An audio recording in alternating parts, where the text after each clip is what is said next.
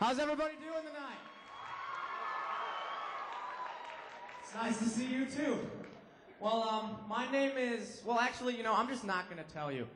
See, because that way, if you don't like my act, it'll just be like, ha, what a loser. Instead of, man, wow.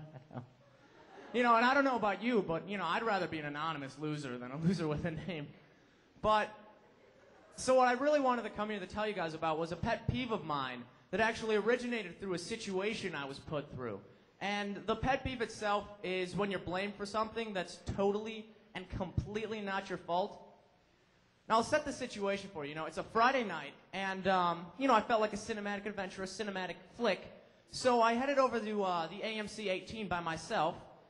Yeah, by myself. No Snickers. I heard you up there. I have friends, okay? Let's get over it. Honestly. No, but I headed over there by myself, and, I purchased my ticket, and I had a good 20 minutes left. So I decided I'd go to the mother of all stores, Electronics Boutique. Which, by the way, now's been through a name change to GameStop. I personally don't understand the name change because, if I'm actually going to be shopping, truly shopping for video games, I'd rather do it at a boutique, because that way, as I'm telling people about it, dude, I was at the boutique yesterday. Nobody knows what I was buying. I'm less of a nerd that way. No, but, as I'm on my way to the boutique, I passed two friends of mine who, at the time, happened to be dating. And, normally I'd say hi, but I didn't.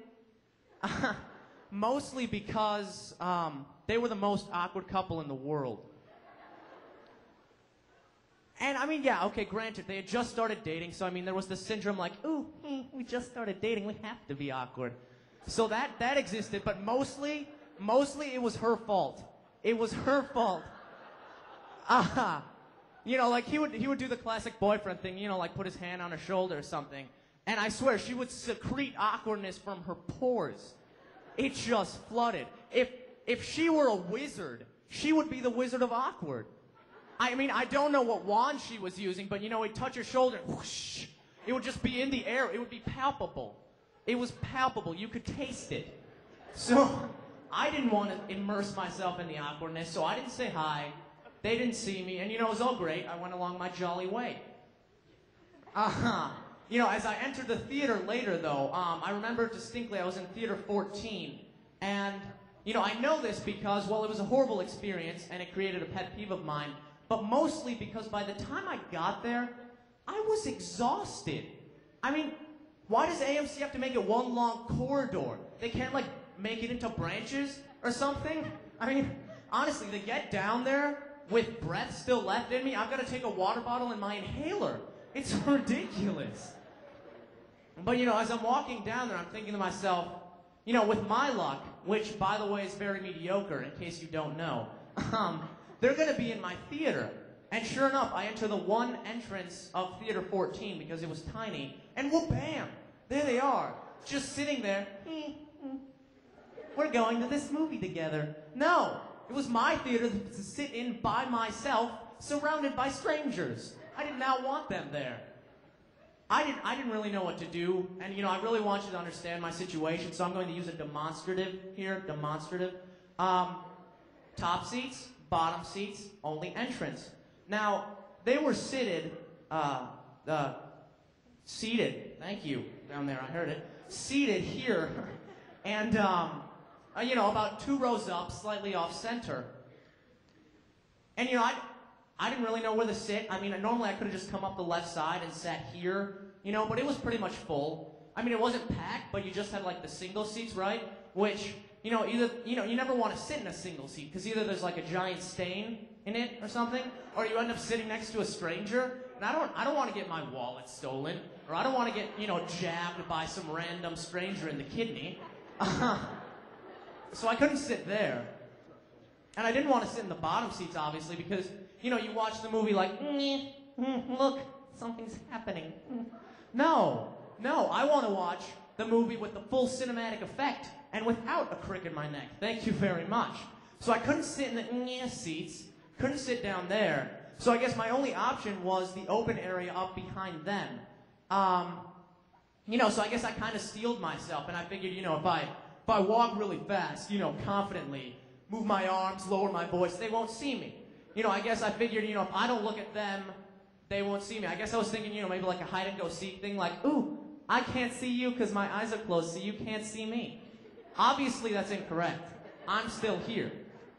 Interestingly enough, though, I think that would be a really cool superpower. You close your eyes and you just go invisible. I mean, imagine sneezing, because you'd start moving, your eyes would close and you'd vanish, there'd still be a sound, and then you pop back into existence. I think it would be sweet. Or just blinking. Like, if you blink really fast, you'd be like a strobe light. Be pretty cool. I mean, I don't see what use it would be, because, fine, you're invisible, but your eyes are closed. So you're just walking around just crashing into stuff. You can't really sneak up on anybody that way. But, so obviously as I walked across the theater, they saw me. And, to my horror, he gave me one of these. Hey dude. You don't know what that means. That means come sit here. And I did. I wish I hadn't. Truly, because it was the most awkward viewing of Invincible. The one with Mark Wahlberg where he runs a lot in slow motion. That one, the one I'm talking about. It was the most awkward viewing of that I've ever been through. It was more awkward than the time I watched it, seated between a small child and a man who thought I couldn't speak English. It was more awkward than that. And once again, it was pretty much all her fault. Yes, I was the third wheel, but I had the wizard seated over here, conjuring up her spells the whole movie. Truly, I want you to picture this.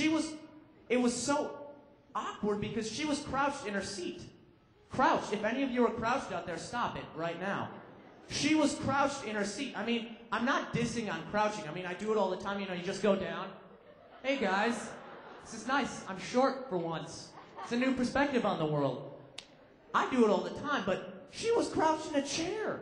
You can't get a new perspective if you're crouched in a chair. And she was leaning on him the full hour and a half, right? And I don't know if you know this, but you can lean if you're standing up. And if you're sitting, you can still lean. But if you crouch and you try to lean, you fall. So really, when I say that she was leaning on him the hour and a half, she was really falling on him the hour and a half. She was in a state of perpetual falling. I don't even know how that works, but she was doing it. And it was so awkward that, I essentially spent the whole movie in my happy place, which it was a waste of $8.50, because I don't know about you, but I can get to my happy place for free.